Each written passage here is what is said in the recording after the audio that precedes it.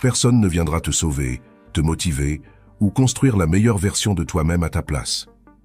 Tu es le projet le plus important de ta vie, et si tu ne prends pas ça au sérieux, tout ce dont tu rêves restera à l'état d'intention. Tu veux des résultats? Commence par la discipline. Tu veux la paix d'esprit? Commence par l'autocontrôle. Tu veux la liberté? Commence par la responsabilité. Arrête d'attendre le moment parfait. Arrête de dépendre de ton humeur. Oblige-toi, pousse-toi, développe le caractère de celui qui ne capitule pas, de celui qui est présent, de celui qui travaille sur lui tous les jours sans excuse, car c'est là que se produit la véritable transformation. Avant que la vidéo ne commence, je veux que tu fasses quelque chose de simple mais de puissant. Va dans les commentaires et écris « À partir d'aujourd'hui, je m'engage à grandir chaque jour.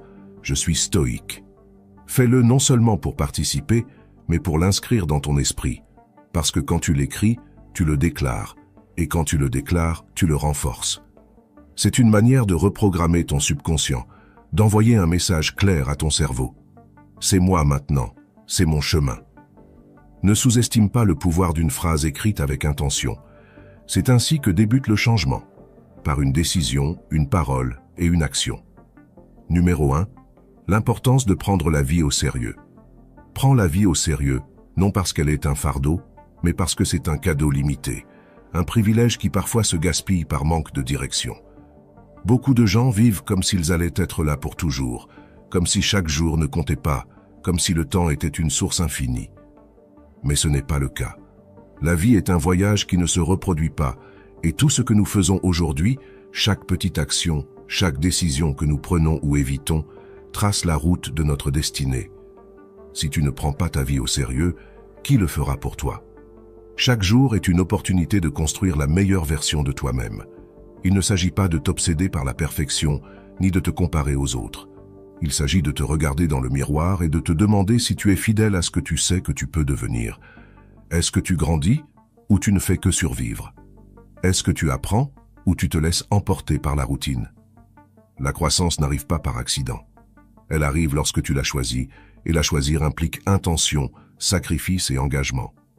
Prendre ta vie au sérieux signifie que tu ne cherches plus d'excuses. Cela signifie que tu acceptes la responsabilité de ton histoire, peu importe ce que tu as vécu au départ. Nous commençons tous à des points différents, mais ce qui compte, c'est la direction que tu décides de prendre à partir de maintenant. Et cela implique de travailler chaque jour, même quand tu n'en as pas envie, même quand personne ne t'applaudit, même quand le chemin est long et que rien ne semble changer. C'est dans ces moments-là que se bâtit le caractère. Vouloir un futur meilleur pour toi et pour ceux que tu aimes n'est pas de l'égoïsme, c'est de la vision. Cela requiert que tu poses des limites, que tu dises non à la facilité, que tu t'entoures de personnes qui construisent elles aussi. Parfois, cela signifie t'éloigner d'environnements où l'effort et la croissance ne sont pas valorisés. Cela signifie rester en train de travailler pendant que d'autres se reposent. Cela signifie lire alors que tu pourrais te distraire. Cela signifie économiser lorsque tout le monde dépense, non parce que tu es aigri ou parce que tu sacrifies ta vie, mais parce que tu comprends que ce que tu bâtis maintenant portera ses fruits plus tard. L'effort ne se voit pas toujours immédiatement, mais il produit toujours des résultats. Ce qui semble dur aujourd'hui fera partie, demain, de ton histoire de dépassement de soi. Chaque pas compte, chaque petite victoire, chaque habitude acquise, chaque tentation surmontée. Ces moments qui paraissent insignifiants sont les briques d'une vie solide. Tu ne concours contre personne d'autre que ta version d'hier. Et si chaque jour tu avances un peu, alors tu es en train de gagner. Dans la philosophie stoïque, cet état d'esprit n'est pas nouveau. Les stoïciens enseignaient que nous devons vivre avec un but aligné sur la vertu et utiliser la raison pour guider nos actions. Ils disaient que nous ne pouvons pas tout contrôler, mais que nous pouvons contrôler la façon dont nous répondons aux événements. Pour eux, prendre la vie au sérieux signifiait vivre chaque jour comme si c'était le dernier, non pas dans la panique, mais avec une présence totale. Être discipliné n'est pas un fardeau, c'est une forme de liberté, car celui qui se maîtrise n'est pas l'esclave de ses impulsions, mais le maître de sa route. Ne prends pas ta vie au sérieux uniquement quand une crise survient ou quand il est déjà trop tard. Fais-le maintenant, parce que si chaque jour tu vis avec un objectif, si chaque jour tu décides d'avancer un peu, Si chaque jour tu choisis de grandir au lieu de te contenter, alors dans quelques années tu te remercieras. Non pas d'avoir eu une vie facile, mais d'avoir eu le courage de vivre avec intention, d'avoir misé sur toi-même, sur ton futur et sur l'héritage que tu désires laisser. Parce qu'au final, ce que nous faisons de cette vie, notre unique vie, est ce qui compte réellement.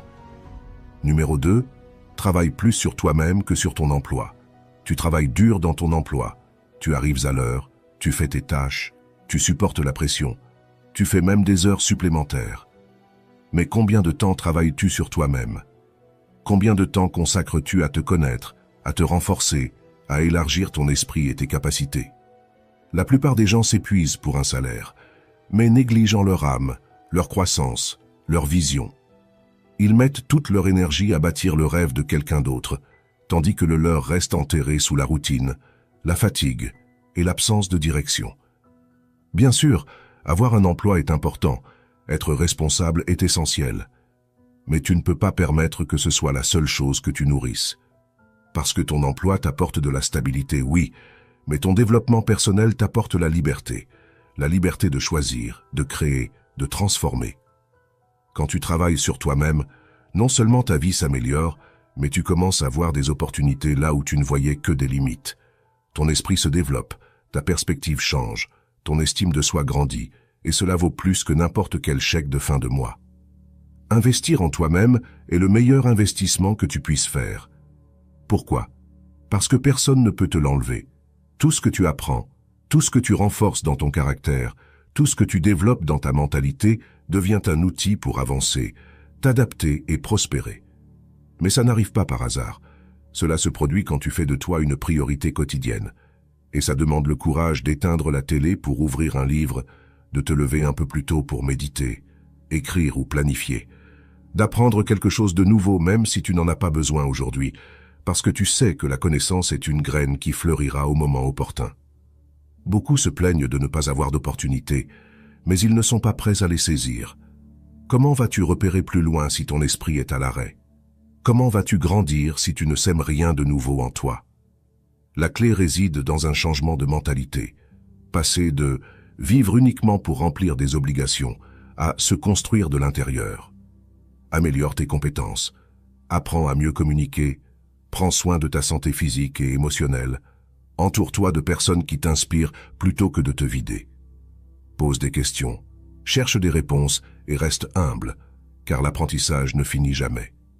Travaille sur toi comme si tu étais ton propre projet le plus important, car tu l'es vraiment. Ne te cantonne pas à la zone où tu te contentes de faire le minimum. Sors-en, défie-toi, confronte-toi à l'inconfort, étudie de nouveaux domaines, écoute des idées différentes des tiennes, va au-delà du divertissement et recherche la sagesse. Pendant que d'autres ne font que survivre, toi tu te réveilles.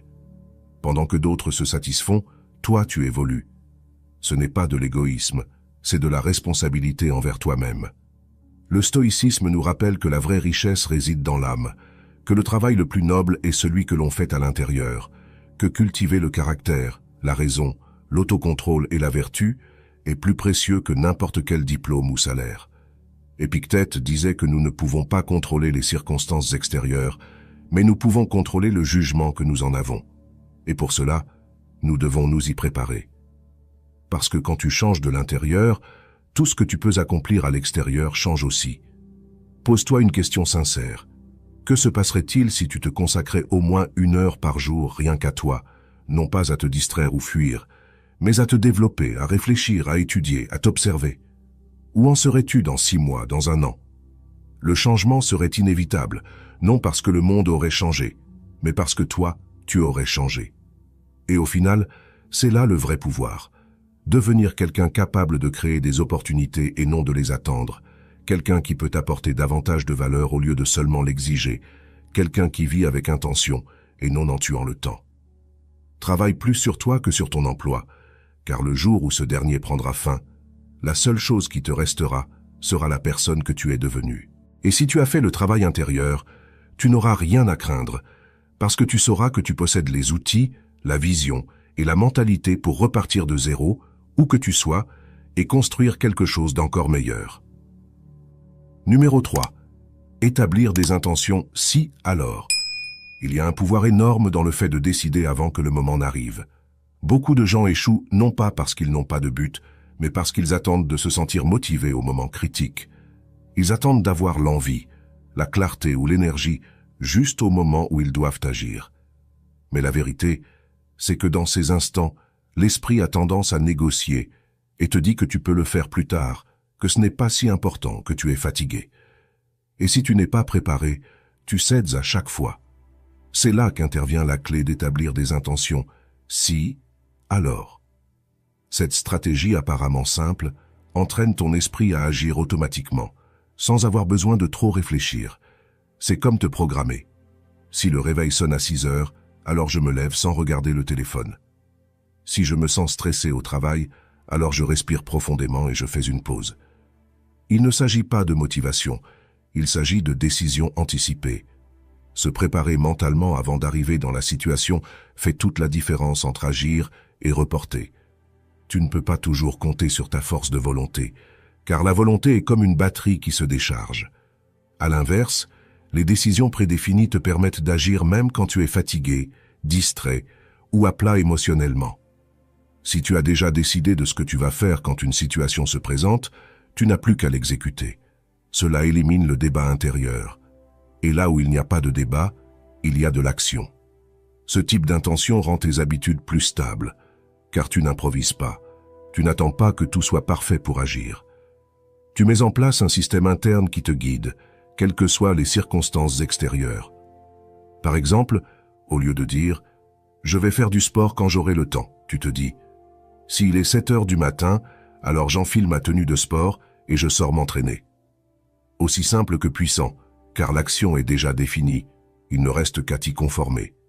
C'est également utile dans les moments difficiles, pas seulement pour les routines quotidiennes. Tu peux dire « si je reçois une critique, alors je me donne 10 secondes avant de répondre ». Ou « si je me sens tenté d'abandonner, alors je me souviendrai pourquoi j'ai commencé ». Les intentions « si, alors » ne servent pas uniquement à la productivité, elles sont aussi des outils émotionnels, une manière de garder le contrôle quand l'esprit veut lâcher. Commence avec de petites choses. Tu n'as pas besoin de révolutionner toute ta vie d'un seul coup. Établis 2 ou 3 intentions que tu pourras appliquer au quotidien, écris-les, relis-les le matin, répète-les mentalement et surtout, respecte-les. Chaque fois que tu suis une intention que tu as toi-même définie, tu renforces ton intégrité personnelle. Tu montres que tu peux te faire confiance, et avec le temps, cela crée un état d'esprit inébranlable. Dans la vision stoïque, c'est un principe fondamental. Les stoïciens enseignaient que nous devions nous préparer aux événements avant qu'ils ne surviennent. Numéro 4, développer une mentalité inébranlable. Tout commence dans l'esprit. Avant n'importe quel accomplissement, avant n'importe quel objectif atteint, avant n'importe quelle victoire extérieure, il y a une bataille intérieure déjà gagnée, la bataille de la mentalité. Peu importe ton talent, tes ressources ou les opportunités qui se présentent. Si tu n'as pas un mental solide, tu abandonneras dès le premier obstacle, tu douteras de toi au moindre imprévu, et tu laisseras tout tomber si tu échoues une fois. C'est pourquoi développer une mentalité inébranlable n'est pas un luxe, c'est une nécessité. Les personnes qui réussissent ne sont pas celles qui ont un parcours sans embûches, mais celles qui ne se brisent pas quand tout va de travers, qui continuent alors que tout s'arrête, qui apprennent alors que les autres se plaignent. Et ce n'est pas génétique, c'est un entraînement, c'est une décision répétée chaque jour, de voir les défis comme une partie du processus et non comme des menaces, de comprendre que l'échec n'est pas la fin, mais un morceau de la route. Chaque chute, chaque erreur, chaque moment difficile est une opportunité déguisée. Seule la personne qui a la bonne mentalité peut le voir ainsi. La psychologie du succès le montre, c'est la mentalité de croissance. Les personnes qui croient pouvoir se développer, s'améliorer, s'adapter et apprendre avec le temps sont celles qui avancent le plus. Non parce qu'elles ne tombent jamais, mais parce qu'elles ne laissent pas la chute les définir. Elles s'en servent, l'analysent et la transforment en énergie pour leur prochaine action. Pendant que les autres s'enfoncent dans l'auto-apitoiement, elles s'élèvent dans l'apprentissage. Comment construire cette mentalité? D'abord, en acceptant que l'inconfort fait partie de la croissance, que la difficulté n'est pas le signe que tu échoues, mais que tu avances. Tu dois arrêter de fuir la douleur, la regarder en face et te demander « Que suis-je censé apprendre ici ?» C'est là que le changement commence, car ton attention détermine ton expérience. Si tu vois le défi comme une punition, tu souffriras. Si tu le vois comme un entraînement, tu grandiras. Ensuite, élimine la pensée du « tout ou rien ». Tu n'as pas à être parfait, seulement à continuer. Un mauvais jour ne signifie pas que tu as tout gâché. Un échec ne signifie pas que tu es incompétent. Cela veut juste dire que tu es en chemin et que ce chemin est précisément ce qui te façonne. Chaque jour où tu décides de ne pas lâcher, ton mental se renforce. Chaque jour où tu choisis d'apprendre plutôt que de te plaindre, ton caractère se solidifie. Voilà la mentalité inébranlable, celle qui se construit au cœur de la tempête, pas à l'écart. Du point de vue stoïque, cette vision est parfaitement cohérente. Marc Aurèle disait que l'âme se renforce en résistant, qu'il ne fallait pas souhaiter des épreuves plus faciles, mais souhaiter être plus fort soi-même. Les stoïciens ne cherchaient pas à éliminer les défis, ils cherchaient à les affronter avec vertu. Pour eux, la véritable liberté n'était pas d'éviter la souffrance, mais de maîtriser l'esprit qui l'interprète. Quand tu y parviens, plus rien ne t'arrête. Tu peux tout perdre à l'extérieur, mais si tu restes solide à l'intérieur, tu as déjà gagné. Fais du progrès ton objectif. Ne t'obsède pas sur des résultats rapides. Concentre-toi pour t'améliorer un peu chaque jour. Apprends à avoir confiance en toi, non parce que tout va bien, mais parce que tu sais que tu ne vas pas abandonner. Il y aura des jours difficiles, des moments de doute. Mais si ta mentalité est bien enracinée, tu avanceras, non pas grâce à la motivation, mais grâce à la conviction. Et c'est cela qui te mènera loin, parce que le talent peut ouvrir des portes, mais seule une mentalité solide te maintient à l'intérieur. L'enthousiasme peut lancer un projet, mais seule la résilience le fait tenir. Alors, entraîne ton esprit comme le muscle le plus précieux que tu as, car il l'est vraiment. Et quand tu le feras, tu verras qu'il n'existe aucun obstacle trop grand pour quelqu'un qui a décidé de ne jamais se briser. Numéro 5. Le pouvoir de l'auto-éducation. Personne ne viendra te sauver. Personne ne frappera à ta porte pour t'apporter le savoir dont tu as besoin pour transformer ta vie.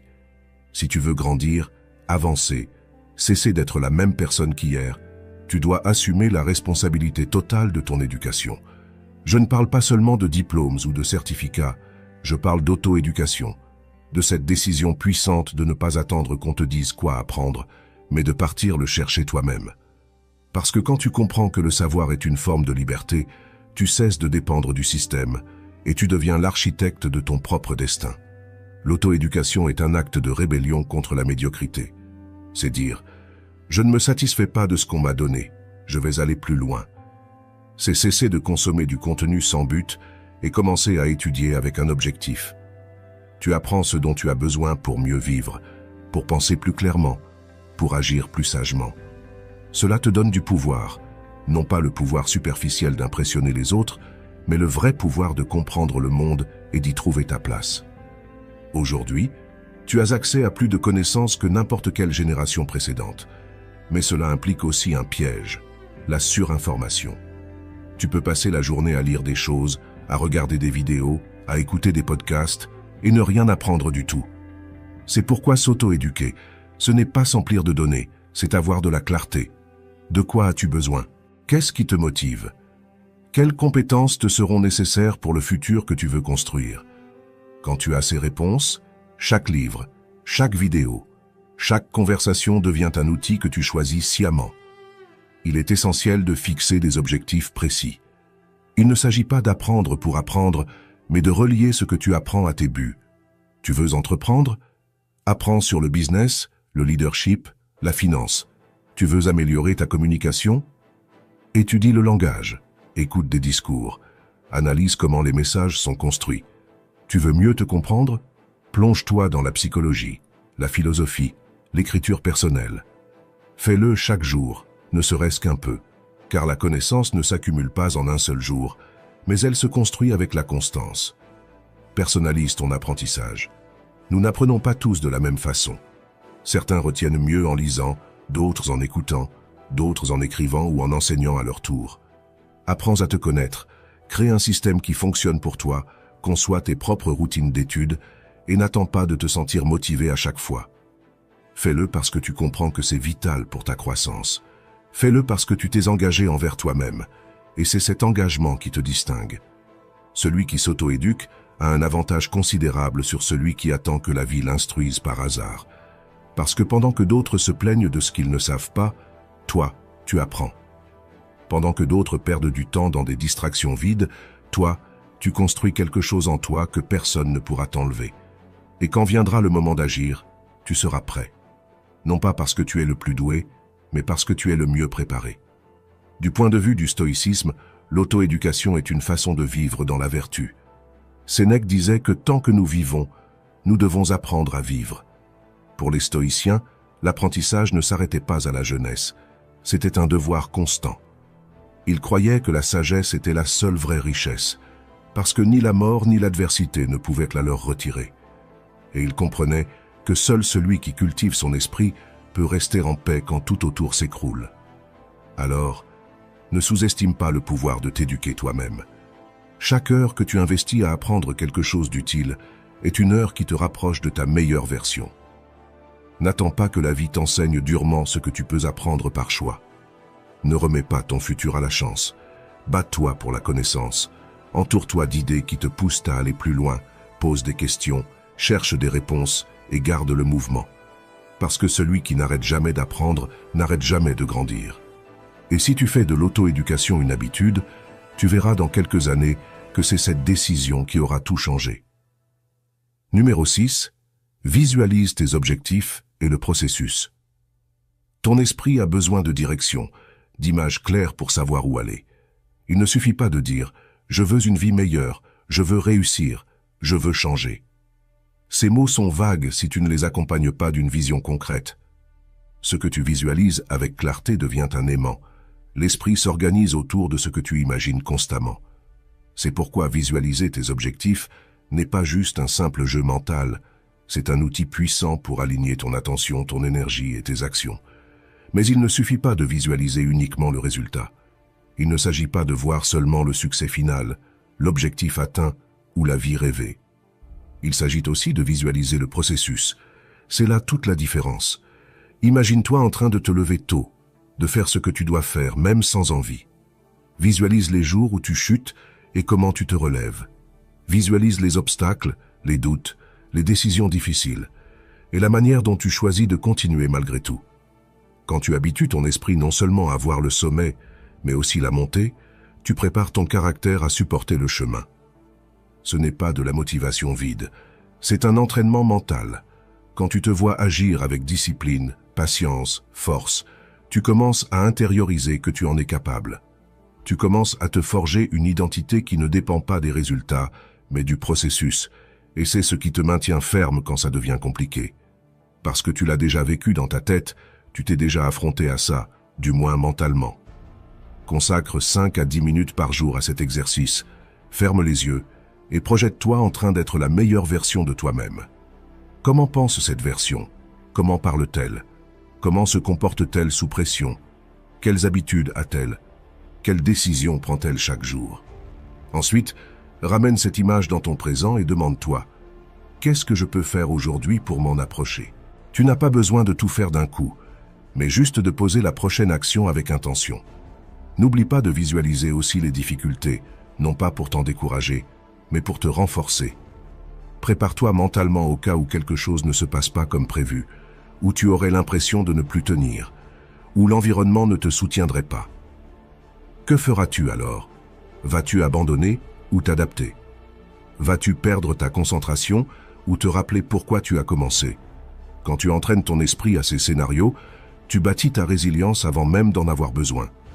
Du point de vue stoïque, cela rejoint la premeditatio malorum, l'anticipation des problèmes, non pas pour vivre dans la peur, mais pour vivre avec force. Sénèque en parlait. Imaginez à l'avance les adversités possibles pour ne pas être pris au dépourvu. Les stoïciens n'étaient pas pessimistes, ils étaient stratèges mentaux. Visualiser le processus avec ses lumières et ses ombres était pour eux un moyen de rester centré sur la vertu plutôt que sur les résultats extérieurs. Quand tu fais de cette pratique une habitude, quelque chose en toi se met à changer. Tu ne te laisses plus porter par l'immédiat, tu n'agis plus par impulsion, tu agis avec clarté. Parce que tu connais déjà le chemin, tu l'as ressenti, tu l'as parcouru mentalement plusieurs fois. Et quand il s'agit de le parcourir dans la vraie vie, ça ne te paraît plus impossible, ça te paraît familier. Visualiser ne remplace pas l'action, mais ça la prépare, la renforce, l'oriente. Dans un monde où beaucoup se laissent distraire, toi, tu avanceras avec une direction, parce que tu sais ce que tu veux et comment l'atteindre. Pas par chance, pas par magie, mais parce que tu l'as d'abord vécu en toi. Et quand un objectif naît dans ton esprit avec une telle clarté, l'univers n'a plus vraiment le pouvoir de t'arrêter. Seul toi peux le faire. Numéro 7. Les opportunités sont le résultat d'être prêt. Les opportunités n'arrivent pas par magie, elles n'apparaissent pas parce qu'aujourd'hui tu t'es levé en ayant de la chance, ou parce que l'univers a décidé de te bénir sans raison. Elles arrivent parce que tu t'es préparé à les recevoir. Parce que pendant que les autres se reposaient, toi, tu continuais à apprendre. Parce que pendant que le monde doutait, toi, tu continuais à construire. Et c'est là que beaucoup se trompent. Ils attendent que la vie leur donne quelque chose, sans avoir fait le travail intérieur nécessaire pour le mériter ou le maintenir. La vérité, c'est que les opportunités sont présentes tout le temps autour de toi. Le problème, c'est que tu ne les vois pas, non pas parce qu'elles n'existent pas, mais parce que tu n'es pas prêt à les reconnaître. Pour quelqu'un qui n'est pas préparé, une grande opportunité ressemble à un risque, à un travail trop dur, à quelque chose d'impossible. Mais pour celui qui a travaillé sur lui-même, qui a cultivé son esprit, ses compétences et sa vision, une opportunité est une porte qu'il sait déjà comment ouvrir. C'est un moment qu'il attendait. C'est le fruit naturel de sa préparation. Il ne s'agit pas de chance. Il s'agit d'être prêt au moment où un contact se présente, où un projet apparaît, où quelqu'un mentionne ton nom dans une pièce où tu n'es pas. Être prêt quand apparaît la possibilité de quelque chose de plus grand. Comment se préparer? Jour après jour, sans attendre que quelqu'un te motive, sans espérer des résultats immédiats. Tu le fais parce que tu sais que le moment viendra et que, quand il viendra, tu ne permettras pas qu'il te trouve dans le doute ou dans le manque de préparation. La psychologie du succès le confirme. Le principe de la préparation-opportunité montre que ceux qui s'entraînent, étudient et se développent sans relâche finissent par générer plus d'opportunités que ceux qui attendent que tout leur tombe du ciel. Ils n'ont pas plus de chance, ils ont plus de vision, plus de préparation, donc plus de capacité à agir vite quand le moment se présente. Tu veux que plus d'opportunités apparaissent dans ta vie? Alors investis en toi chaque jour. Apprends quelque chose de nouveau, améliore tes compétences, entoure-toi d'idées ambitieuses, étudie ceux qui ont déjà parcouru le chemin que tu veux suivre. Développe un état d'esprit positif, non pas naïf mais solide, qui ne cherche pas des excuses mais des chemins. Parce que plus tu es prêt, plus sera visible ce qui était invisible avant. Beaucoup disent, si une bonne opportunité arrivait, je donnerais tout. Mais la réalité, c'est que tu ne sauras jamais si tu pourrais tout donner si tu n'y es pas préparé. Es-tu prêt aujourd'hui à soutenir le succès que tu désires tant? Es-tu prêt pour le niveau d'exigence, de responsabilité, de décision difficile qu'il implique? Si tu ne l'es pas, cette opportunité te passera sous le nez. Peut-être même ne la verras-tu pas. Et le problème ne viendra pas de la vie, mais de ton manque de préparation. Les stoïciens comprenaient cela en profondeur. Ils n'attendaient pas que les circonstances extérieures soient favorables. Ils cherchaient à être prêts intérieurement, quoi qu'il arrive. Épictète disait que nous ne devons pas vouloir que les choses se passent comme nous le voulons, mais vouloir qu'elles se passent comme elles se passent, et nous former à y réagir avec sagesse. Pour les stoïciens, la véritable opportunité résidait dans chaque moment présent, chaque instant où ils pouvaient pratiquer la vertu, le contrôle de soi et l'excellence. Ils savaient que si on se renforçait de l'intérieur, on était préparé à tout ce que la vie apportait. Alors, ne t'obsède pas en te demandant quand ton grand moment arrivera. Demande-toi plutôt, suis-je prêt quand il arrivera? Parce que si tu ne l'es pas, il te filera entre les doigts. Mais si tu l'es, tu le prendras fermement, lucidement, et tu le transformeras en quelque chose d'encore plus grand. Ne te prépare pas seulement quand tu as un objectif sous les yeux. Prépare-toi tout le temps, parce que ce n'est pas celui qui attend qui réussit, c'est celui qui s'entraîne à recevoir. Et si aujourd'hui tu fais ta part, demain les opportunités ne seront pas une question de chance, mais le résultat inévitable de ta préparation. Numéro 8. Définir des objectifs avec un but. Un objectif sans but n'est qu'une phrase jolie dans un carnet. C'est pour cela que tant de gens commencent avec enthousiasme mais s'éteignent en cours de route. Ce n'est pas qu'ils n'ont pas de talent ou de temps, c'est qu'ils n'ont pas de raison profonde pour soutenir leur motivation quand elle faiblit. Parce que la motivation est instable, mais le but est un carburant.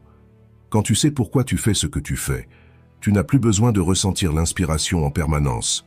Tu agis même sans envie, parce que tu comprends que ce que tu fais a du sens. Définir des objectifs avec un but signifie aller au-delà du résultat. Ce n'est pas juste dire « je veux perdre du poids, je veux gagner plus d'argent, je veux réussir ».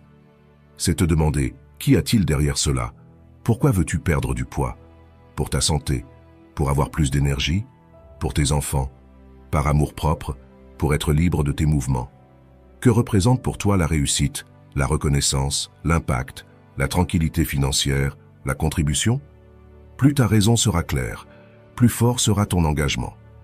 Quand les jours difficiles arriveront, et ils arriveront, tu te souviendras de ce pourquoi et tu comprendras que tu ne peux pas abandonner. Parce que ça ne concerne pas uniquement un objectif superficiel, mais quelque chose de profond.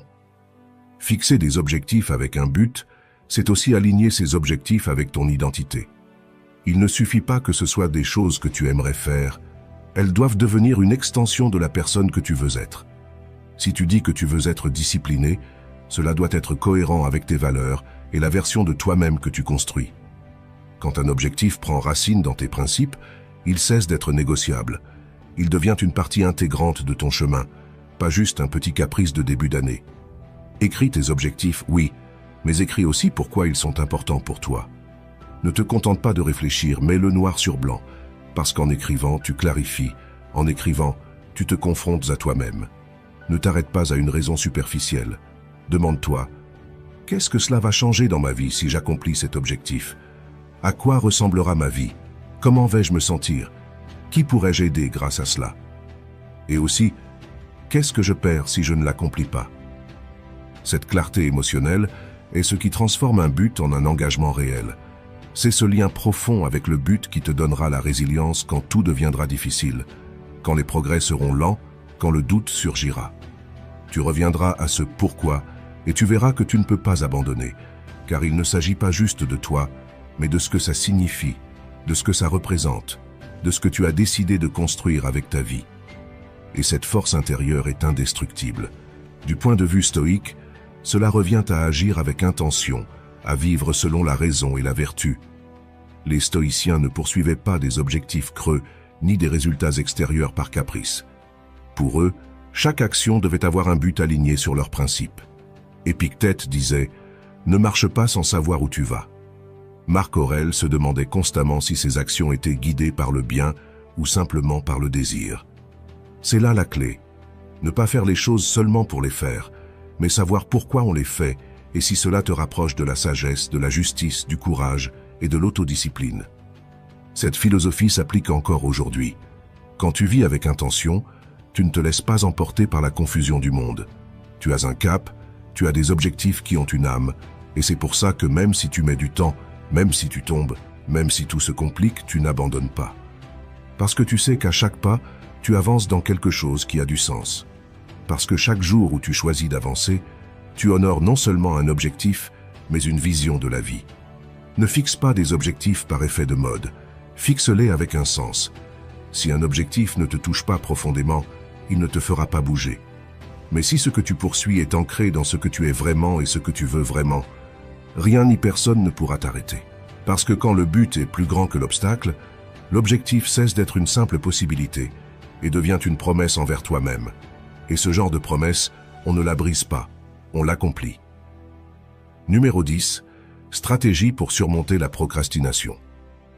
La procrastination n'est pas de la paresse, c'est une forme d'évitement. Tu ne reportes pas parce que ça ne t'intéresse pas, mais parce qu'il y a quelque chose derrière qui te gêne. La peur de l'échec, la peur de ne pas faire les choses parfaitement, la peur de commencer quelque chose que tu n'es pas sûr de finir. Cette peur, mélangée à l'indécision et au manque de clarté, devient une barrière invisible qui te paralyse. Le pire, c'est que plus tu évites, plus la peur grandit. Pendant ce temps, tes objectifs se refroidissent, tes rêves s'usent et ta confiance en toi s'érode. Mais sortir de ce cycle ne nécessite pas une transformation totale en un jour. Tu as besoin de petites victoires, de passer à l'action de manière minime mais régulière. Parce que l'action, même la plus petite, brise le schéma de l'inertie. Et c'est là qu'intervient l'une des techniques les plus simples et efficaces. La règle des 2 minutes. Quand tu as une tâche que tu repousses depuis un moment, engage-toi à ne la faire que 2 minutes, pas plus. Dis à ton esprit, je fais juste commencer, juste un peu. Dès que tu commences, il se passe quelque chose. Une fois que tu es en mouvement, il est plus simple de continuer. L'essentiel est de débuter sans pression. Ne pense pas à tout terminer. Ne t'exige pas la perfection. Pense seulement à commencer, à te mettre en route, à briser la résistance initiale. La plupart du temps, ce qui nous bloque, ce n'est pas la tâche en elle-même, mais l'idée que nous en avons. On la grossit, on en fait un monstre. Mais quand on s'y met, on se rend compte que ce n'est pas si terrible, qu'on peut le faire, et qu'on avait juste besoin de s'y mettre.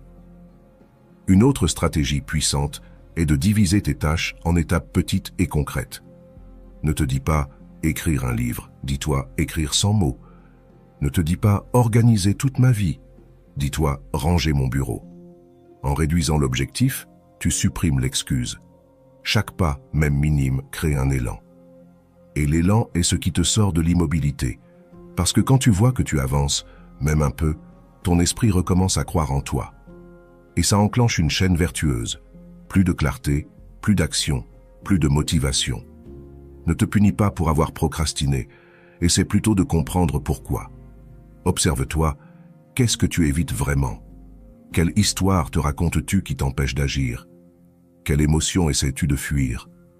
Parfois, il suffit de nommer ta peur pour qu'elle perde de sa force. Tu n'as pas besoin d'éliminer l'inconfort, juste d'apprendre à avancer malgré lui. Parce que l'action n'a pas à attendre que tu te sentes prêt. Elle attend juste que tu décides de commencer. Dans la philosophie stoïque, cet état d'esprit est essentiel. Les stoïciens n'attendaient pas de se sentir motivés pour agir. Ils agissaient parce qu'ils savaient que le temps est limité, que la vie est brève, et que chaque jour perdu dans l'indécision est un jour qui ne reviendra pas. Marc Aurèle l'écrivait clairement. Ne gaspille pas ce qui te reste de vie à discuter de la façon dont il faut vivre. Fais-le. Ça implique une action immédiate sans trop de drame. Faire ce qu'il y a à faire, même sans envie, parce que ce qui est juste ne dépend pas de ton humeur, mais de ton engagement. Alors, chaque fois que tu te sens prise au piège de la procrastination, souviens-toi de ceci. Tu n'as pas besoin de tout faire maintenant, tu as juste besoin de faire le premier pas. Tu n'as pas besoin de te sentir plein d'énergie, tu as juste besoin de bouger. 2 minutes, un petit effort, une tâche fragmentée. Fais-le jour après jour, sans te juger, sans te mettre trop de pression, juste en avançant. Parce que l'action, même minuscule, aura toujours plus de puissance que l'intention. Et si tu en fais une habitude, tu seras surpris de voir à quel point tu peux accomplir des choses sans attendre de te sentir prêt, de tout ce que tu peux bâtir avec des actions petites mais constantes. Un jour, tu te retourneras et tu verras que tu as vaincu la procrastination, non par de grandes batailles, mais par une succession de petits pas choisis chaque fois que tu décidais d'agir plutôt que de fuir. Et c'est là l'une des victoires les plus transformatrices qui soit. Si tu es arrivé jusqu'à la fin de cette vidéo, on voit bien que tu es engagé dans ta croissance, et ça te place déjà dans une autre catégorie. Maintenant, je veux que tu renforces cet engagement en laissant en commentaire cette phrase. À partir d'aujourd'hui, je m'engage à grandir chaque jour. Je suis stoïque. Fais-le pour sceller cela dans ton esprit, pour ne pas que ça reste une simple idée, mais que ça devienne une décision. Écris-la, relis-la chaque fois que nécessaire. Si ce message t'a parlé directement à l'âme, mets un like, abonne-toi et active la cloche, car ce n'est que le début. Ici, nous construisons un mental fort, un caractère solide et une discipline réelle, jour après jour, pas à pas, ensemble.